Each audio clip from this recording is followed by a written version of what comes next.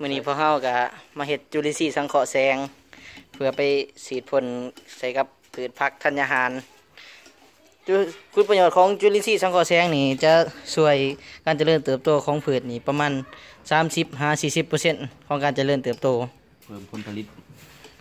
ขั้นตอนเด้หน้าตาพืชส่วนผสมนี่ก็แม่นเฮาจะมาเฮ็ดเป็นตัวอย่าง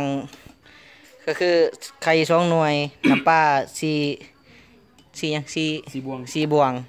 ก็คืออันนั้น1หน่วยตัว2บวงเฮาตีคือสิจืดนี่แหละแบบสิจืดไข่เลยอันนี้บ่แม่นตีกินสิไปจืดกินได้ อันนี้ตีเฮ็ดจุลินทรีย์สังเคราะห์แสงส่วนน้ำเอาใจผิดส่วนน้ำเอามาเฮ็ดจุลินทรีย์สังเคราะห์แสงนี่เฮาก็สามารถเอาน้ำจากแหล่งธรรมชาติอิหยังต่างๆก็ได้ยกเว้นน้ำประปาเด้อเพราะว่ามันจะมีคลอรีนหลายตุกนึงประมาณนี้เนาะใส่ให้มันมีอากาศเพื่อเฮาจะได้สั่นหรือว่าเขย่าแล้วก็ใส่ได้ประมาณ2บวงตุกนึงก็ได้2บวงหรือว่าถ้าบ่มั่นใจก็ได้ใส่ได้ทั้ง4บวงก็ได้มันบ่มีสูตรตายตัวแล้วแต่ความเหมาะสมของเฮาสิบ่เหี่ยวเพิ่นโอ้เหี่ยเลยเฮียก็จะบ่เป็นหยัง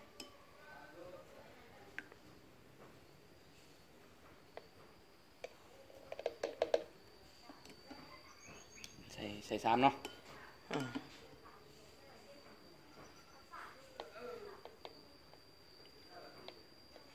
แต่อย่าลืมเด้อห้ามทิ่มเปลือกต้องปิดเปลือกใส่น้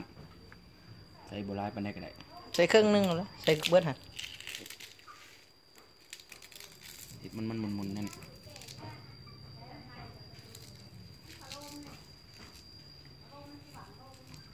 ส่วนผสมก็คือน้ำปลาเนาะอย่าลืมแท้ๆน้ำปลานี่เพราะว่าจุลินทรีย์สังเคราะห์แสงมากินอาหารทะเล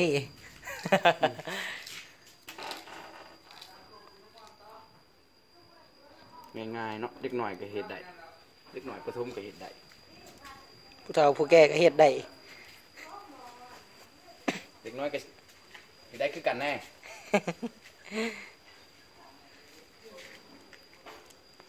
อันนี้เฮาก็ลองเฮ็ดครั้งทำอิฐเนาะก็มาติดตามนํกันว่าผลมันสิเป็นจังได๋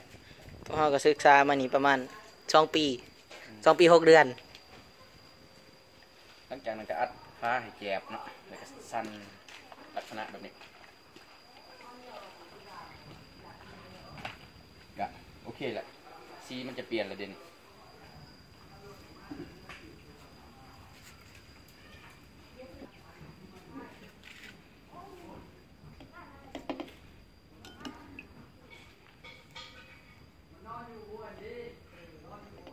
ลองเบิ่งเด้อผู้ใดที่ว่าปลูกพืชไปแล้วบ่เป็นหมากบ่หรือว่ามันเหลืองมันยังคือบ่ใหญ่บ่ยังง่ายก็ลองไปใส่เบิ่งลองไปฉีดพ่นเบิ่งฉีดใบฉีดหากฉีดในแถวโคนหากมันได้เบิดเนาะอันนี้ก็ใส่ในดินใส่ทั้งใบยังได้เบิดอันนี้ก็เป็นวิธีการหนึ่งที่บ่ใส่สารเคมีเทคนิคนี้มันต้นกำเนิดมาจากญี่ปุ่นเนาะเขาค้นคิดมาได้แต่ว่าเขาค้นคิดมาได้หลายปีแล้วแต่ว่าเฮากำลังได้ศึกษามาลืมเฮากำลังเห็นเพราะว่าเฮาก็คือหูกันหั่นแหละเนาะบ้านเฮามันก็ยังบ่ทันได้กว้างปานใดเกี่ยวกับความรู้ใหม่ๆตัวนี้เทคโนโลยีใหม่ๆเข้ามาแต่ว่ามันสอบหาได้เนาะด้วยตนเองก็คือแถว YouTube แถว Google อีหยังก็ได้เบิดผู้ที่ว่ามักเล่นอินเทอร์เน็ตอีหยังก็สอบได้บ่ยากไปบอกพ่อบอกแม่ได้บอกบอกน้องได้บอกพี่น้องได้บอกกี่ทีกันเนาะเพราะว่าเฮาเฮ็ดแบบพอเพียง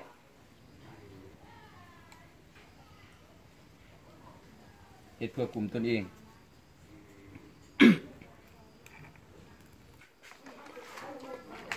สั่นคือเก่า